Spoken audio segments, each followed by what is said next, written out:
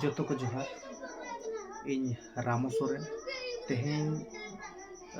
no video माध्यम ते मिट्टी कथा लई सनई कना तेहें नो आसाम दिसम रेना घटना को अंजम कते मोने रे अड़ी दुख बुझे कना मेनखान नोआ अकुत बेड़ा रे इन सेते नोआ सोशल मीडिया रे मित कथा मेन का कना जहाँ की तेहें जहाँ घटना आसाम दिसम रे हुई कना इन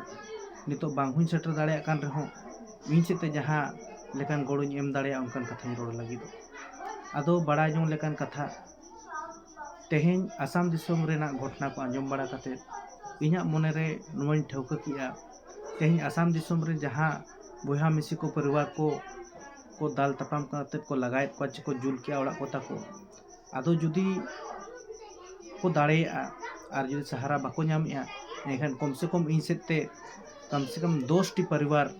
इन गोदिन हताव को और नो इना जायगा रे दोहो काते ओड़ा दुआर एम काते आको मिट्टी कमावना जरिए मा को और ओना साथे नोडे को ताहेना और जुदी परिवार ताहे बाको रेबेना एनखान दो ओंडेनी जहाँ तिना गिद्रा मेना को कम से कम 20 टी गिद्रा ओल पढ़ाव लगित ते माना से सिखना तो लगित ते इन नोडे गोदी हताव को और ओना मित बार टका पैसा हो बई हतावा और उनकुआ जोतो खर्चा इन एकला तगी नेला और उनको नोडे खुना ताहे काते ओल पढ़ाव काते सिखनत काते मित बार पैसा इनकम काते आको ओड़ा इन भेजा को नोवा गे इना उइहर नोवा गे इना गोड़ो इन सेते और जहाँ को नोवा इना वीडियो बन नेलिया जुदी बन दाड़ेया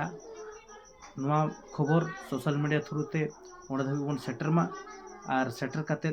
जुदी गापानोआ एंखा इन दोहो लगी रेडी मिनया और नोडे तेहें इन दो मिद टूर गिद्रा अनाथ गिद्रा को स्कूल इन चलावा जहाँ की इन हॉस्टल रे 280 टी रेंगे गिद्रा टूर गिद्रा इन दोहो का को ओलोक कना को पढ़ा कना को आदो नोका के जुदी आको को इच्छा है इनखा इन ठे नोडे को ताहे दाड़ेया इन गोद हता लगी ते तारिया मिनया और उनको इन दोहो को मा इनखा इन सला जोगाजोग लगी ते